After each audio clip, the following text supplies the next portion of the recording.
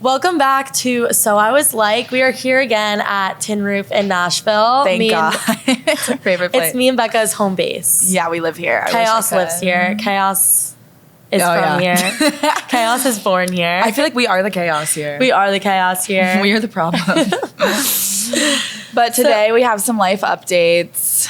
As we talked about in like the past 2 episodes, me and Becca we're still apartment hunting.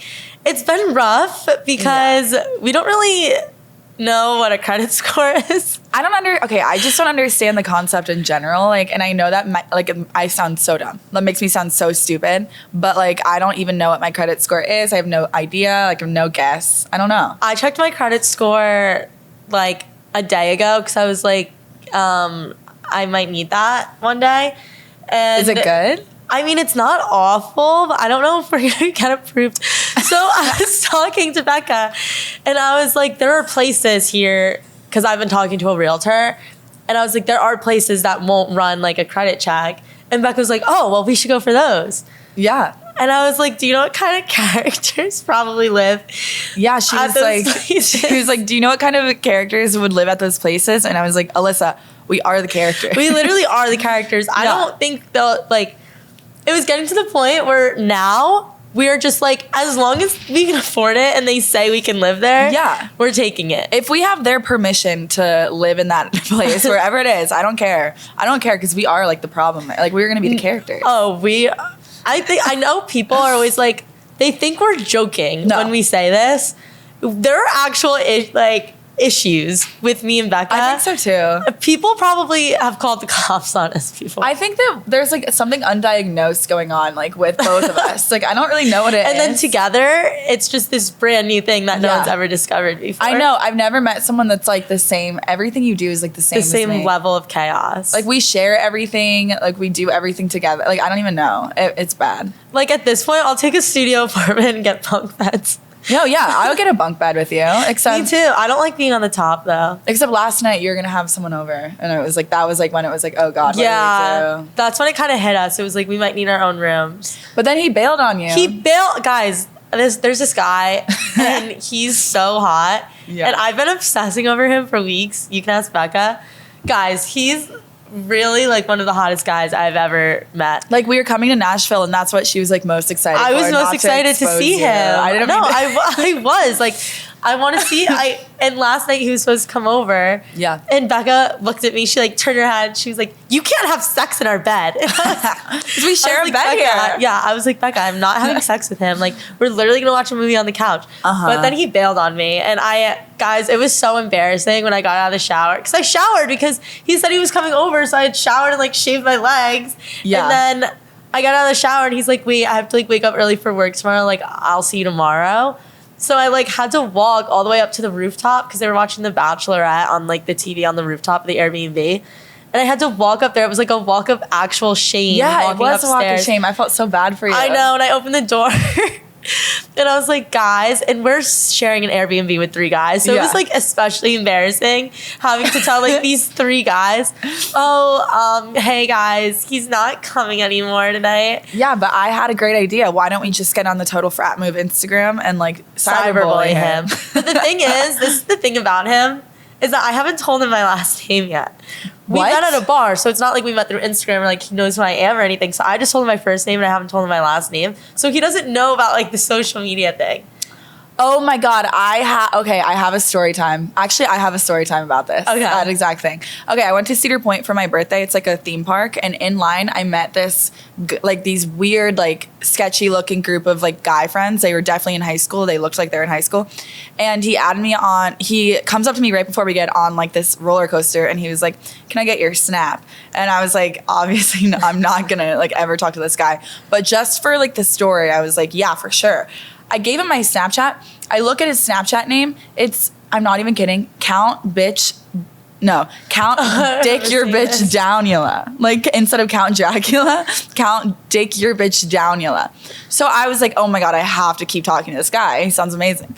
So we start Snapchatting, like as a joke, like, you know what I mean? Like, I'm not actually like interested in this guy. And then he was like, just so you know, like, I really want to hang out with you. And then I didn't answer. I forgot to answer. And he was like, "Let me guess. You're under 18, aren't you?" And I was like, yes, I'm 17. And he keeps talking to me and he says he's 21. And he, like, that's illegal. Yeah. I could do, like, a trap. Like, I could, like, actually expose this guy and put him in jail. The FBI, if you're listening to this, which you're not, hire Becca. His name is Count Bichio Dick Danula. So, like, I would look him up and arrest him. I'm not kidding, because he thinks I'm 17. Isn't that, like, what the whole show is? Like, of, like, To Catch a Predator or whatever? I've never seen it. It's like, I'm in the trenches right now, like, doing the work for, like, these people, for, like, the FBI. You are in the trenches. Like, I lied and said I was 7. I don't know if that, like, counts, but, like, he thinks I'm 17 and he still wants to, like, go on a road trip with me.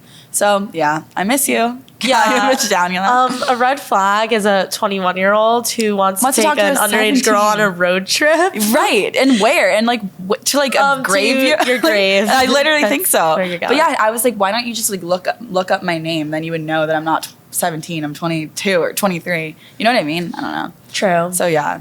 Anyways. But yeah, this guy doesn't know my social media. Yeah, or about the podcast or about the Twitter or anything. Do you wonder if, like, guys that we talk to are worried about being on our podcast? Oh, absolutely. Like, especially, like, there are certain guys that, like, actually have, like, a reputation, like, an image to uphold, and they're like, if you put me on your social media, like, I will fucking ruin your life. Yeah, I always say to guys, like, you're not that special. Like, I wouldn't put you on. But oh, my God. Yeah. One of the guys that I'm talking to listens to this, and he texted me, and he was like, you were talking about me on your podcast. Like, I know you were. I was like, not everything's about you, princess. It was absolutely about him. All of this is all about him. All of it was about him. Our entire podcast is about this one guy. Don't say that. Don't say that. Okay, it's not all about him. But it was absolutely 100% all about him. And I had to, like, play it cool because I don't want him to think I like him. And also this guy already, never mind. I shouldn't talk crap about him because I'm supposed to be his friend. So he thinks him and Becca are friends. Yeah, Becca low-key hates him. If you're listening to this, Becca doesn't really forgive you yet. I don't forgive him for everything he's done. I'm pretending to for your sake, but I don't know. Talking about forgiveness, you want to know who I'm not going to forgive? Who? This girl that tried to beat my ass in a bathroom. Wait, what? Wait, what happened? This brings us to our story time of the week. Oh my God, this girl's fucking nuts. I know every week I come on here and I'm like, this girl hates me and she's crazy, but I actually attract, like, crazy people. Yeah, I think so. You do. I think you do. No, I really do. Like, I attack the extreme of the extremes.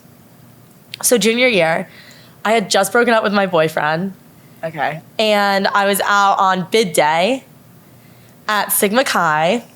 And I met this guy. We're going to call him Jack. Okay.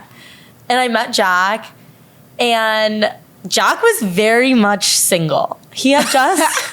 I just want to preface that because this girl, like, doesn't seem to really grasp the fact that Jack was very much single. Him and this girl, we'll call her Sarah... Okay. Had just broken up, like, 4 months ago. So it wasn't really, like, a fresh breakup. They had broken up, and it was, like, kind of new, but not really. Mm-hmm. So me and Jack start hooking up, like, pretty consistently.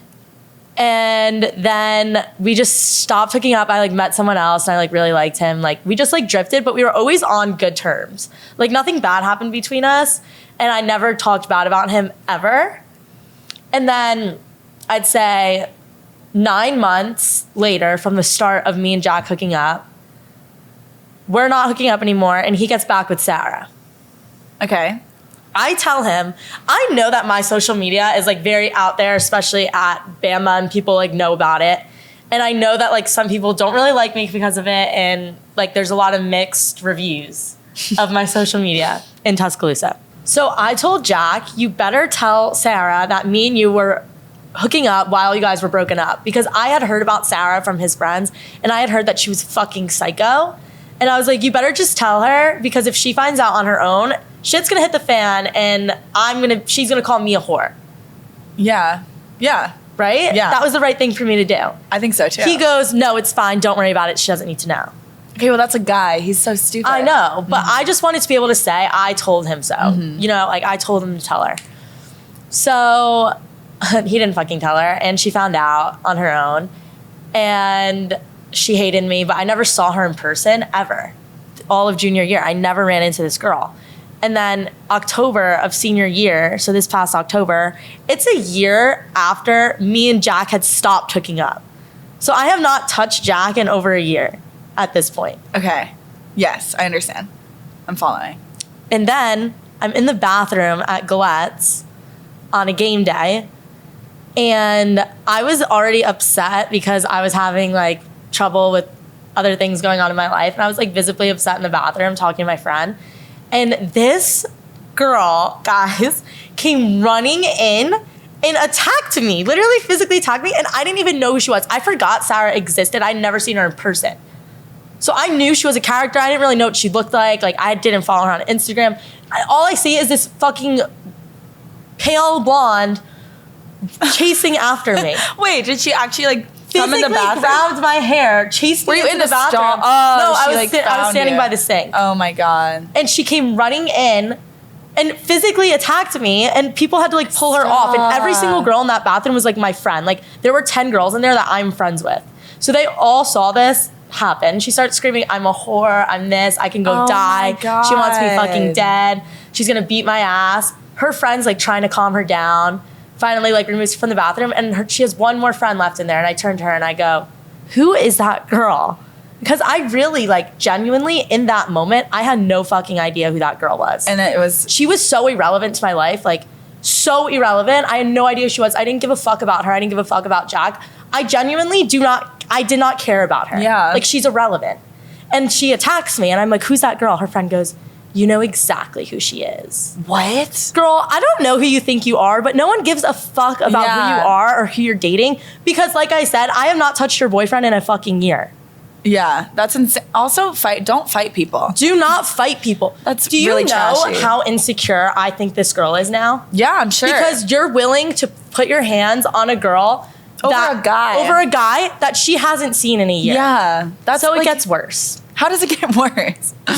I text her boyfriend, and I'm like, "If your girlfriend ever puts her hands on me again, I'm pressing charges, and I'm getting a restraining order." Yeah. He texts me back, "Alyssa, she's really poor right now. Her family doesn't have any money because of COVID. Please don't do this. That's so stupid. Like, blah, blah, blah." I'm like, I don't give a single fuck. Don't touch me. Yeah.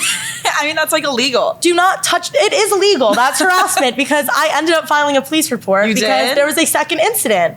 She did it again? She did it again at the same bar about 2 weeks later. This time, my parents were in town and they saw it happen. So at that point, I even told him too. I was like, "My parents are in town. If she does it for my parents, it's out of my hands." Because my parents aren't going to fucking watch this girl attack me again. Lesson learned, you guys. Don't fight people. That's so... I think it's trashy. It's honestly, it really is trashy. That girl, she got such a bad rep from that. Like, yeah, it's embarrassing. It really never is worth it, you guys. It's never worth it. And his girlfriend texted him because he showed me the text messages between them. And she texted me and she was like, she texted Jack and she was like, "I'm so embarrassed I did that. It was really all out of jealousy." Yeah, okay, good. So she's jealous. Which it is. And she's insecure. And if you act like that, like, you should never hate a girl because over a guy. No. And you should never hate a girl because of something like your boyfriend did. That's stupid. And you're gonna like ruin your entire life, all of your social scene, like everything. Yeah, and I filed a police report, but I never pressed charges. Because I felt bad. He really did guilt me into like not pressing charges. But did she get like, did people hate her? Like, was she... Oh, people know what happened. Okay. This is the worst. I made a TikTok about it. You guys can like go back and watch it. It was in like December. I made the TikTok. And she made a fake account. No, she commented on her real account and then deleted it and then made a fake account and started messaging me. And I sent her back the meanest message I've ever sent to someone, but I just wanted her to like fucking stop. Yeah. Do you want me to tell you what I said? No. What did you say? No, don't. It's not worth it. I feel like just don't. No. I'm scared of her. But see, this is where Becca's being like the angel and I'm the devil. I feel like I should just say it. No, I'm scared of this girl. She's gonna fight both of us. She's not gonna fight us. How do you know? Because she lives in New Jersey now. Okay, just go. All right. So she messaged me and she called me ugly. And I messaged back and I said, "Oh God, no. I don't think you should do I said, "Your boyfriend told me in front of a room full of people that my pussy is tighter than yours." Alyssa, no. I said it and she left me alone, Becca. Okay, good. What? Okay. Anyway, that's awful. This poor girl. I mean, not really. I guess she did physically fight you. She physically touched me, but unprompted, and I had no idea who she was. Anyway, girlfriend, I'm sorry. I am not included. I am not involved in this situation, so don't fight me. Becca's the angel. I'm the devil. But anyways, she you guys, me sane. Our topic today is Greek life, and more specifically, like being in a sorority. So both of us were in sororities in college. I can't say that legally, probably what sorority I was in. I can't say it either. But we both had bad experience. It's so funny though, because we work for like Total Frat Move and Total Sorority Move, but like we had like awful experiences in Greek life. Like I lived in my house for 2 years and it was like actually fun, like the aspect of making friends, but I really ended up being like the most hated one in my sorority, mostly because I liked to like terrorize people, and I've always been like on social media, and like we had so many rules, like dry week where you can't drink for like a week at a time, and that's impossible for me. And that made me want to drink even more. And so if you're in a sorority right now, don't listen to any of the rules. Be a problem. Be the biggest problem in your entire sorority house. That's what I did, and I turned out fine. And people remember Becca because she was a problem. Oh my God, yeah. Okay, you guys. So I made a TikTok last night talking about rating the pictures my sorority made me delete. Everything I posted got deleted. So we had this like system where you comment a black square. If like the like exec board would comment a black square on any picture that needed to be taken down, because you can't post with alcohol because they're super boring and like going nowhere in life and like losers, because they think that you're not going to be able to get a corporate job, which who cares about that anyway. Anyway, I did get a corporate job for a little bit, but so they would comment black squares on everything I posted ever, so I started catching on, and I started like editing my red Solo cups into like Coca-Cola cans, or like anything like Starbucks logos onto like my drinks in the bar, and I would post it thinking I was like the funniest person ever. Like I thought they would like die laughing, and it started making them like really like only pay attention to my social media like ever, and they would comment on every single thing I posted. If I got tagged in something on Facebook one time at my cousin's wedding, I was in the background drinking, and they commented on my cousin's Facebook post. I don't know if they didn't know that it was me. Like, I don't know that it wasn't me that posted it, but like, that's so humiliating to like, I don't know. I can't, it's my cousin's wedding. Like, congratulations on getting married, but like my sorority says you have to take down your like Facebook post. That's insane. So anyway, yeah, I posted a TikTok last night, and then I was like scared that people from my sorority would like see it and be like, oh my God, what a bitch. But they're all commenting right now. Like they all saw it on Total Sorority Move, and they're all saying like, oh my God, she is right. Like she did get like black squared like all the time. Like it was insane. So at least like they're on my side now. Like that gives me some healing. Like it's been like years. That's like a crazy rule. So let's go through like the craziest rules. Yeah. Our sororities had. Mine was the button. That was it. Like the dry week. Yeah. My pledgeship, we had some like insane fucking rules. Like what? I told Becca this was actually like traumatizing. Like going through this, I came from New Jersey all the way down to Alabama. So I was like 1,100 miles away from home. I didn't know anybody. I joined this sorority. There's like 400 girls in a sorority. You really feel like you're like drowning and like you're alone. You know what I mean? Like, and then I go through pledgeship, and it made it 10 times worse. Yeah. There was a rule during pledgeship that you were not allowed to sleep with anyone or like sleep over a guy's place or anything. Like, what about your boyfriend? I guess if, boyfriend. I guess I don't know. You have to be able to sleep with your boyfriend. But the guys were always being told like you have to sleep with one of these pledges. Like so on Thursday nights when we had swaps, it was the guys' goal to get laid, and the girls were not allowed to go home with them. Okay, so it's like a game. Like the guys wanted to. Right, and the girls like we weren't allowed to because we can get in trouble, and they would tell us like we'll delay your initiation, like we'll do all that. Oh my God. Freshman year, after my first swap, I went home with a guy because I don't know, I was so drunk and like he was hot. Like, yeah. Like I went home with him. I'm fucking 18. Like, right. Like you can't tell me like who I can and can't sleep with. We go into our pledge meeting on Sunday night. There were like 150 girls in my pledge class, I would say, around there, give or take. And the girl, literally, like one of the older girls, stood up in the front of the room and read out the names of every girl that like had sex on Thursday night, because the guys, since they were told you have to get laid, they had to go tell the older guys in their frat, oh, this is who I fucked, this is who I brought home, and this is how far we went. That's ridiculous. And then they tell the older girls in our sorority, and then they stand up and they like embarrass you and basically like slut shame you, and they're like, y'all, that's disgusting that you would do that. Like, and basically like slut shame us in front of like 150 girls that you literally just met. Okay, I think that I understand, like, that's disgusting. I understand, though, that when you're in that, doesn't it feel like it's, like, your whole life? No, like, it does. Like, you feel like, oh, my God, I can't believe I did that. Like, they're so mad at and that's me. awful. Like, you should never feel like that. And I'm on the other side now because I graduated. Literally, if people are telling you what to do and if you can't sleep with someone, be the biggest problem ever. Like, sleep with everyone. No, literally, I kind of rebelled, and I like was like kind of around like freshman year because like fuck you, like you're not gonna tell me what I can and can't do. Right. I would say if you're in a sorority right now, like as someone who's on the other side, my advice is to break every single rule you can because none of it matters. Nothing matters. These are fake. They're arbitrary, and they're literally just to like control you and to put you in a mindset of like I don't know what it is. Why do you think they do that? I think because in college, like you're still recovering from like that insecurity from high school. So like if you join a top house in college, like we talked about with frat boys, like you really do feel like you're like somebody like special now, and like you can put everything you are into that, and you kind of recover from like whatever you were insecure about in high school. I agree, but and I also think it's like a tradition, especially probably at like Southern schools too. Like they are like, okay, there are like real like, we don't actually get hazed. Did you guys get hazed? No, not like physical haze. It was mostly just like emotional stuff. Yeah, it was emotional and mental and emotional. I understand that like you get like weirdly brainwashed. Like I understand, like, and so people just continue on the rules. But when you talk to someone one-on-one, like how can this matter? Like how can like a picture of an alcohol, like going home with someone, how can any of that matter?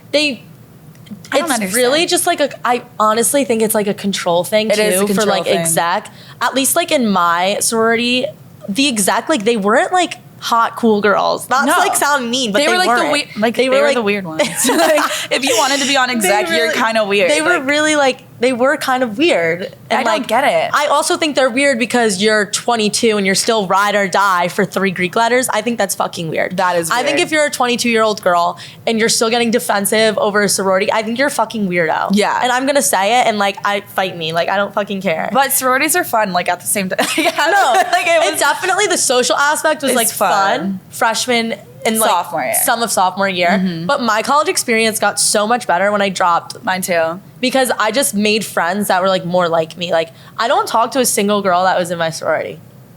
Not really me either. No. If you have your friends, take your friends and like leave and like decide all together, like let's unite as one and leave together. That's the thing that kind of like fucked me over is like all my friends in my sorority were like, we hate it, we're probably dropping, like blah blah blah, like we're gonna drop. So I was the first one to drop, and then they didn't drop, and they kind of like turned on me and like still haven't like talked to me or like apologized to me for like the isolation they participated in like post me dropping. Well, that's the thing is if you drop too early, you do get isolated. That's what I've seen like happen. Yeah. But if you drop like end of junior or senior year, everyone else is already, because I remember in the beginning, if someone dropped, like we would like kind of make fun of them at chapel. We'd be like, she like, you know, like it's like mean girl. It's like a mean girl environment. And like, I was obviously in it and I obviously participated in some of it, but at the end of the day, you look back on it and you're like, that wasn't me. Like I was just trying to be what they wanted me to be. I think I was just too crazy for them. I don't think I was like a mean girl. I think they just couldn't control me and it drove them insane. Like I would sneak out of the house every time we had dry week. I would like one time I like Facetuned a picture of myself to look like I had pink eye and I got out of recruitment. So do that. Actually, that's a good idea. Write that down. If you ever want to get out of recruitment, lie and say you have pink eye. All you have to do is go on Facetune and take the tone thing and then like make your eye red. So that's a good tip. That is a good tip. I would say that. Recruitment was also like fucking hell. You're in the house all day, every day for like 2 weeks straight, and it's oh my god, it's not worth it. It's literally abuse and for free. It really is. You're paying to like be free emotionally abused by like these people. It's actually insane to me that people do it for 4 straight years. Oh my god, during recruitment, I used to like convince everyone that I was like, if a girl was weird, I feel like I can't say whatever. I'm like really saying all my secrets. If a girl was weird during recruitment and I like didn't want to talk to her, I would like lie and say that I was a horse girl and like try to get her to like tell me that she liked horses too. Like I was just trying to like do a weird like, I don't know, I'm so bored. Let's talk about like the recruitment process and how like harsh some of these people were towards like these new girls coming in. Yeah. And how like 22-year-olds. So we had this thing where we would put up the top girls going through recruitment. We put them up like on this screen. And we'd like go through them and like talk about them. Even we did like that 400 too. girls would be sitting there like criticizing this like 17, 18-year-olds who's like moving away from, like, it's really dark and sad. Dude, I just realized that we did that too. Yeah. But they frame it in a way where you don't really realize You don't really realize it until you're out of it, but... Yeah. They would put pictures up. They would put pictures up of them, and then as the week went on and we broke out into, like, hometowns. So, like, the Northeast would be one hometown. So we'd go through every girl that's, like, a top from the Northeast. And there would be, like, 22-year-old girls sitting there being like, she's not that cute. Really? Yeah. Or, like, she's nice, but she really wouldn't fit in here. Like say things like little backhanded, like, compliments. Like, not cute, she would definitely do really well in this house, which was, like, a lower, like, house. A lot of backhanded, like, fucked up, like, compliments. Yeah, we did that too. I didn't even realize a lot of the things we did. I don't think I've realized, like, how weird it was until I'm like talking about it out loud. Like, it's really weird when you, like, once you leave it, you realize how weird it is. People would ask, like, oh, where'd you get that? Like, I think to figure out, like, how, if you're rich or not. Like, there are houses at Bama that straight up say, what do your parents do? Or what kind of car do you drive? To make sure that you can pay the dues. Yeah. Which, like, by the way, I don't know if I'll get in legal trouble for saying this. I don't think I ever paid my dues one time. I didn't pay my sophomore year. I never paid. Like, I was like, I don't like this. Why am I going to pay $7,000 to be in, like, something like I can't be in? Maybe that's what's wrong with my credit. Like, I don't know. I really don't know. Like, nothing happened. Me and Becca can't get approved for apartments because our sororities are ruining our lives. I guess it's karma for, like, talking shit about them. Becca, I don't give a fuck about talking shit about them. I wrote a blog during my internship last summer, and they were very upset about it. Yeah.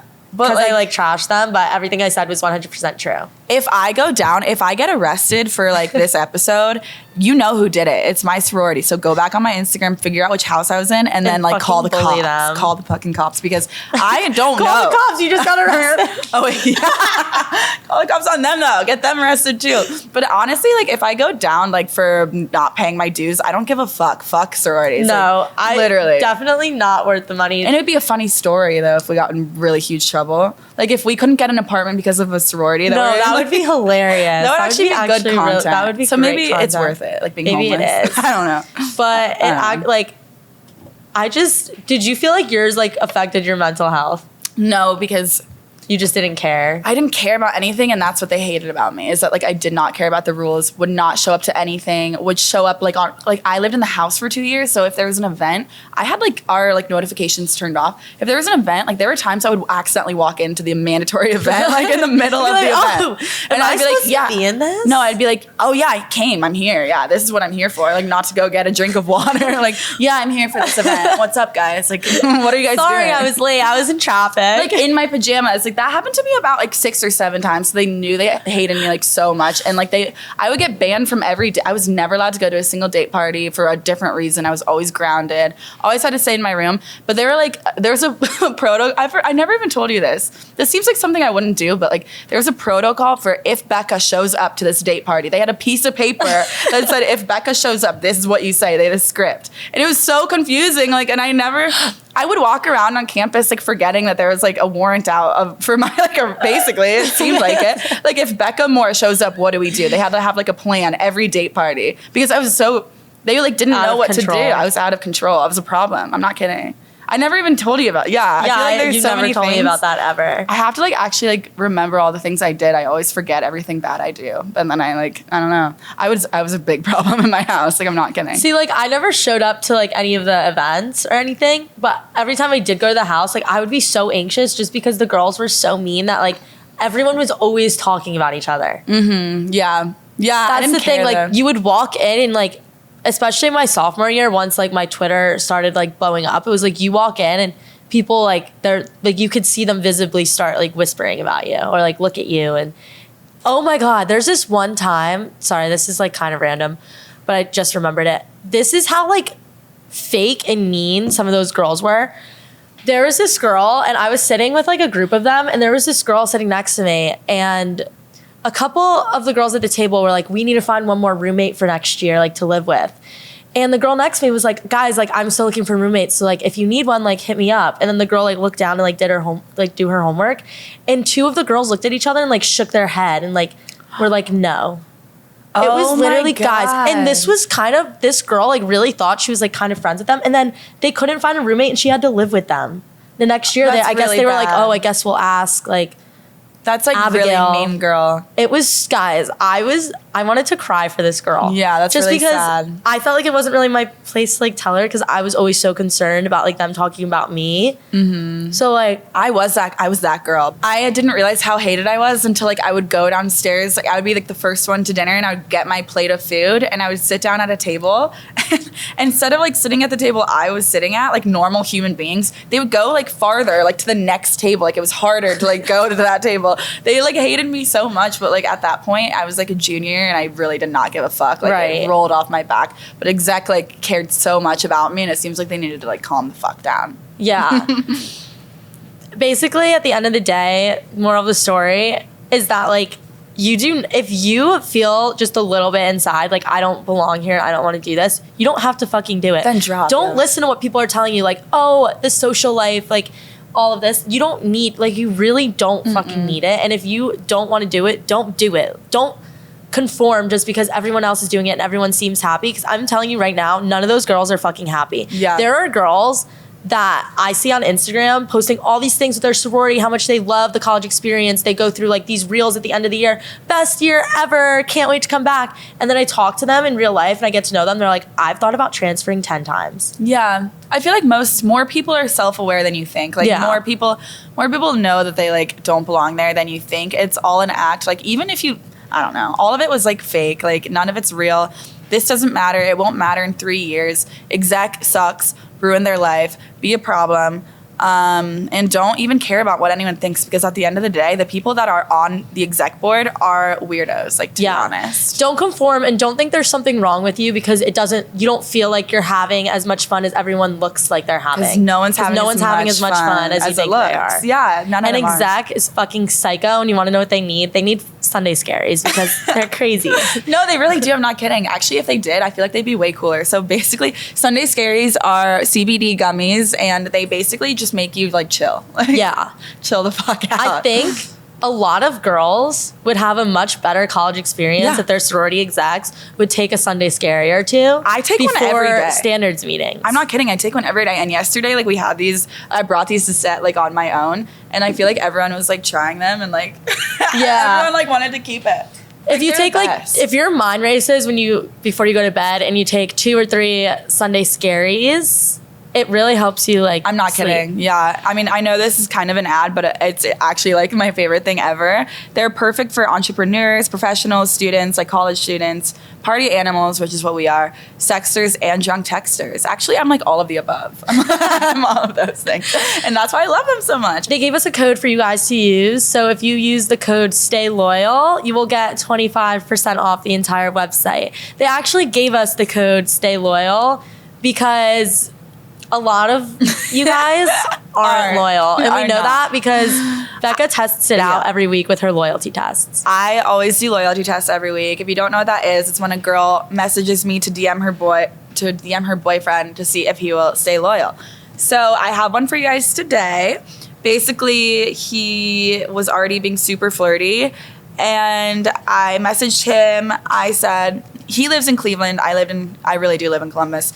I said, hey, I'm coming to Cleveland this weekend or something like that. And he said, sounds like trouble, which is like, he has a girlfriend. He should not be saying the word trouble. And then he said, I live in Cleveland, you're in Columbus, right? I said, yes. And he said, you should come over for a movie sometime, we can hang. And then I said, yes, with a bunch of S's and then heart eyes. And then I said, I guess I should ask, ha ha ha, you don't have a girlfriend, do you?